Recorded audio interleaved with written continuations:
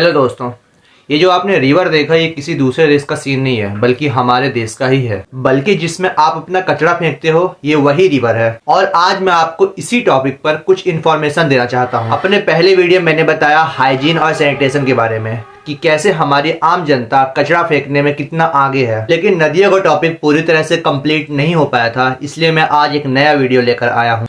तो मैं यहाँ पर 3 बातें लेकर चलूंगा जिसमें आपको रिवर्स की इनसाइट्स के बारे में पता लगेगा। तो पहला रीजन है डोमेस्टिक पॉल्यूशन।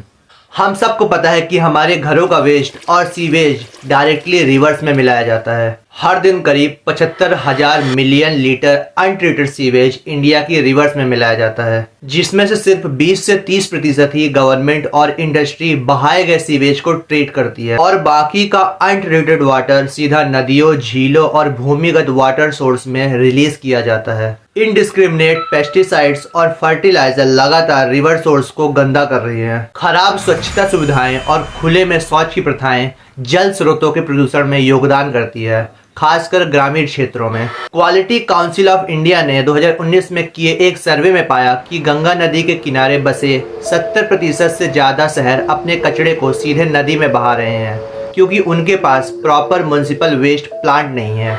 बायो वेस्ट का इम्प्रॉपर डिस्पोजल सतह जल को दूषित करता है, जिसे जनता को आवाज उठाकर रोकना है। ये खुद नहीं रुकने वाला, इसलिए यहाँ पर जितनी जिम्मेदारी गवर्नमेंट की है उससे कहीं गुना ज्यादा आम जनता की भी है। हम ही लोग अपनी नदियों को पूरा दिन नाला बनाने में लगे हुए हैं। कुछ भी हो, कोई भी कचरा हो, जाके नदी में फेंक दो, बह जाएगा, कहीं ना कहीं जाएगा ही, हमको क्या है।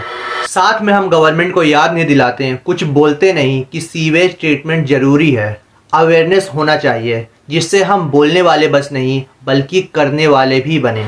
अब दूसरा सबसे बड़ा रीजन है इंडस्ट्रियल वेस्ट।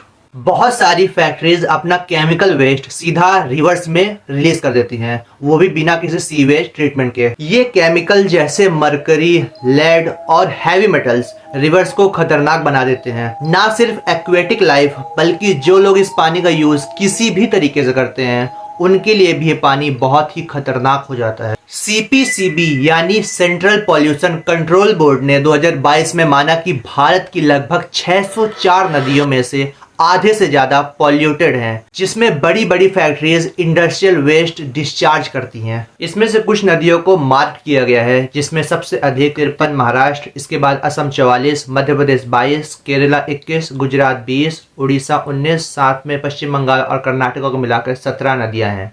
और ऐसे ही इन रिवर्स के आसपास जो फैक्ट्रीज हैं उनमें वाटर ट्रीटमेंट प्लांट की सुविधा नहीं दी गई है, जिस पे नजर रखने का काम और रूल्स एंड रेगुलेशन इंप्लीमेंट करने का काम गवर्नमेंट का है। लेकिन सभी स्टेट्स की गवर्नमेंट बड़े बड़े इंडस्ट्रीज के साथ अपने पॉलिटिकल फायदे के लिए उनके साथ मेल जोल बढ़ाने में लगी है। यही कारण है कि दुनिया की सबसे ज्यादा पॉल्यूटेड रिवर्स की रैंकिंग में इंडिया टॉप लिस्टेड कंट्री है। अब अगर कोई नदियों को साफ करने के लिए आवाज उठाने जाए तो उसे धमकियां मिलती हैं या फिर उसे कोर्ट केस में फंसाया जाता है। इसलिए जो हम टैक्स देते हैं अपनी मेहनत का, उसे बचाने के लिए और करप्शन खत्म करने के लिए इस देश से हमें आगे आना ही पड़ेगा। अब इसके बाद तीसरा सबसे बड़ा कारण है रिलीजियस प्रैक्टिसेस। भक्ति जरूरी है लेकिन पॉल्यूशन नहीं। लोग नवरात्रि और गणेश चतुर्थी को रिवर और छोटे बड़े तालाबों में भगवान की मूर्तियां विसर्जित करते हैं। इसका ध्यान ना रख करके कि बनाने वाले ने मूर्तियां हार्मफुल केमिकल और डिस्पोज ना होने वाले मटेरियल यूज करके बनाया है, और फिर अलग अलग जगह पर विसर्जन से मूर्तियों के शरीर के अलग अलग भाग खंडित होते हैं। वैसे तो अब गवर्नमेंट ने इको फ्रेंडली आइडल्स और ऑर्गेनिक मटेरियल को प्रमोट करना शुरू कर दिया है, लेकिन अभी भी मास स्केल पर लोगों को इस चेंज के इम्पोर्टेंस को समझना होगा। तो हमारी रिलीजियस प्रैक्टिसेस भी एक फैक्टर है जो रिवर पॉल्यूशन में कंट्रीब्यूट करती है। गंगा, यमुना और नर्मदा जैसे रिवर्स में ये प्रॉब्लम ज्यादा दिखती है। आप में से कई लोग जो हिंदू धर्म फॉलो करते होंगे उन्हें ये शायद पता भी नहीं होगा कि बहुत बार अलग अलग कारणों से मृत व्यक्तियों के शरीर को गंगा नदी में प्रवाहित कर दिया जाता है, ना कि उन्हें जलाया जाता है। जैसे कि अगर कोई परिवार गरीब है जिसके पास अंतिम संस्कार के लिए पैसे ना हो, या फिर वो समाज हिंदू धर्म ग्रंथों और समाज से अलग थलग हो गया हो, तो वो परिवार अपने परिवारजन के मृत शरीर को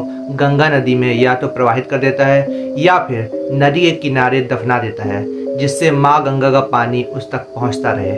साथ में कई बार बच्चों, महात्मा और स्नेक बाइट के कारण मृत्यु पाए लोगों को भी बिना क्रीमेशन के गंगा में छोड़ दिया जाता है। इन दोनों ही तरीकों से गंगा नदी प्रदूषित होती है और वेस्टर्न मीडिया को इंडिया को डिफेम करने का मौका मिल जाता है। इसी तरह की घटना कोविड-19 के समय 2021 में हुई थी, जब अंतिम संस्कार की सामग्री महंगी होने और लॉकडाउन के कारण न मिलने पर लोगों ने अपने परिवारजन के मृत शरीर को गंगा नदी में प्रवाहित कर दिया था। मोदी गवर्नमेंट ने अकेले गंगा नदी की सफाई पर 13,000 करोड़ रुपए खर्च किए हैं, लेकिन ये प्रयास काफी हद तक बेकार ही साबित हुए हैं और आखिरकार उसी रिवर को बाद में ट्रीट करके गवर्नमेंट देश के आम लोगों के घरों में सप्लाई करती है।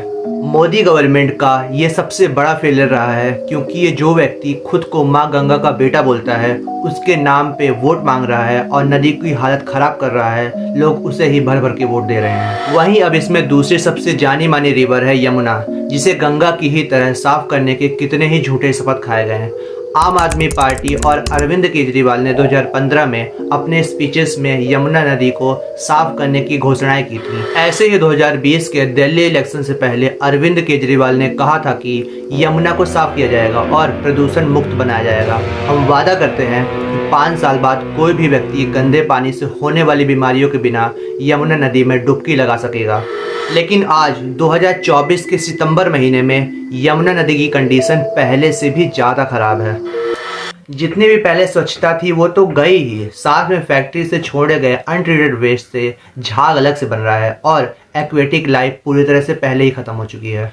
आम लोगों ने नहाना बंद कर दिया, धार्मिक लोगों ने पूजा पाठ बंद कर दी और जो बचे कुचे लोग आते भी थे वो डायरिया, टाइफाइड, हैजा और हेपेटाइटिस जैसी जानलेवा बीमारियों के शिकार बन के जाते हैं। आम आदमी पार्टी के अनुसार यमुना नदी पर सफाई के लिए 5 वर्षों में 6,500 करोड़ से अधिक का खर्चा हुआ, फिर भी कोई भी रिजल्ट नहीं निकला। यहीं पर जब फॉरेन टूरिस्ट ताजमहल देखने आगरा जाते हैं तो मॉन्यूमेंट के पीछे बहती यमुना रिवर इंडिया की सच्चाई खूब अच्छे से दिखाती है कि कैसे हम इंडिया से अपनी पवित्र कहे जाने वाली नदियों को गंदा रखते हैं।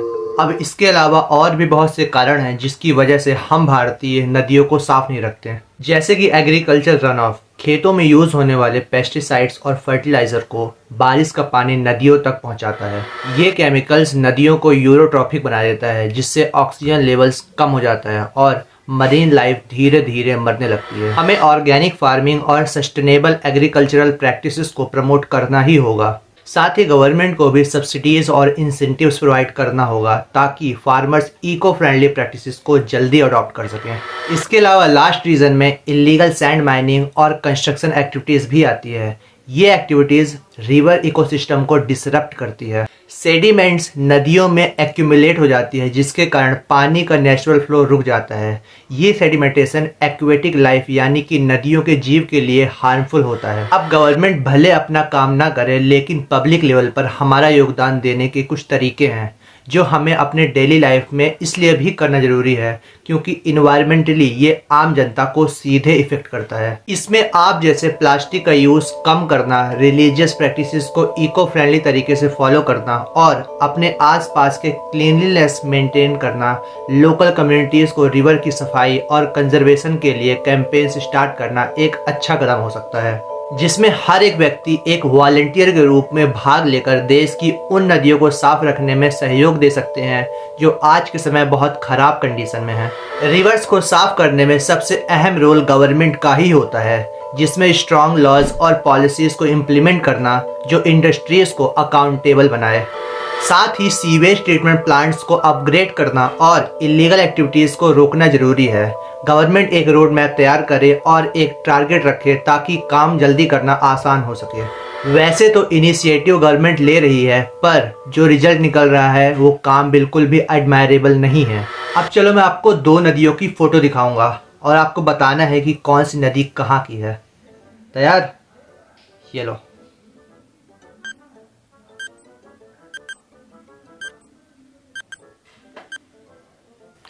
पता लगा ये नदियाँ कहाँ की हैं? इन दोनों में से एक नदी हमारे इंडिया की है। नहीं, दोनों ही नदियाँ हमारे इंडिया में बहती हैं। आप लोगों में से शायद किसी ने गेस किया होगा कि ये दोनों ही फोटोज़ नॉर्थ ईस्ट इंडिया में बहने वाली नदियों की है, पर असल में इनमें से एक नदी मध्य प्रदेश की चंबल नदी है और दूसरी नॉर्थ सिक्किम से शुरू होने वाली तीस्ता रिवर, जो आगे चलकर बांग्लादेश में फ्लो करती है। पर असल में दिक्कत यहाँ पर यह है कि ये सुंदरता और सफाई केवल कुछ गिनी चुनी नदियों की ही है। इंडिया में अधिकतर नदियाँ आज भी पॉलिटिकल गेम में फंसी हुई है। अब अगर हमें इस बात को थोड़ा ब्रीफली समझना हो तो दूसरी कंट्रीज में रिवर्स को कैसे बचाया और पॉल्यूशन फ्री रखा जाता है वो देखना पड़ेगा। ये है स्विट्जरलैंड की फेमस आर और राइन रिवर्स, जहां लोकल और इंटरनेशनल टूरिस्ट स्विमिंग करने और आसपास की इकोलॉजी का आनंद उठाने आते हैं। ये वर्ल्ड की वन ऑफ द फेमस और क्लीनेस्ट रिवर्स हैं। इसके अलावा ली रिवर चाइना में और यूएसए की स्मिथ रिवर, ये नदियाँ इसलिए साफ हैं क्योंकि इन कंट्रीज़ में पब्लिक ना तो कचरा फेंकती है और ना ही गवर्नमेंट इसमें अनट्रीटेड सीवेज मिलाने को करप्शन के थ्रू अलाउ करती है। वहाँ लोगों में ये समझ है कि नदी अगर साफ रहेगी तो हम खुद भी बीमार नहीं पड़ेंगे और आसपास की एनवायरनमेंट भी खराब नहीं होगा। साथ में गवर्नमेंट के बनाए कड़े कानून तो हैं ही, जो गंदगी करने पर भारी जुर्माना लगाते हैं। पर आप लोगों के लिए जानने वाली बात यह भी है कि वेस्टर्न कंट्रीज़ में जो नदियाँ वहाँ की मीडिया और लोग दिखाते बताते हैं वो बहुत बार उतनी भी साफ़ नहीं होती जितना बढ़ चढ़कर बताया जाता है। बल्कि वेस्टर्न कंट्रीज़ में भी नदियाँ भी अनक्लीन रिवर्स की रैंकिंग में लिस्टेड मिलती हैं। पर जो हाल आज हमारी नदियों का है उसे देखना दूसरों पे पत्थर मारने से ज़्यादा ज़रूरी है। इसलिए जितना हो सके हमें अपनी नदियों को साफ रखना है और लोगों को भी जागरूक करना है, क्योंकि हम इसका इंतज़ार नहीं कर सकते हैं कि इंडोनेशिया या पाकिस्तान की रिवर्स जब साफ़ हो जाए उसके बाद हम कुछ कदम उठाएं, क्योंकि हम खुद भी ऐसे नहीं हैं कि कोई भिखारी अगर साफ़ नहीं हो तो हम उसे देखकर हमेशा गंदे बने रहें। आगे बढ़ो और अपनी नदियों को साफ रखने में अपना योगदान दो, नहीं तो देरी पहले ही हो चुकी है और देरी हुई तो हम बहुत सी नदियों को खो बैठेंगे।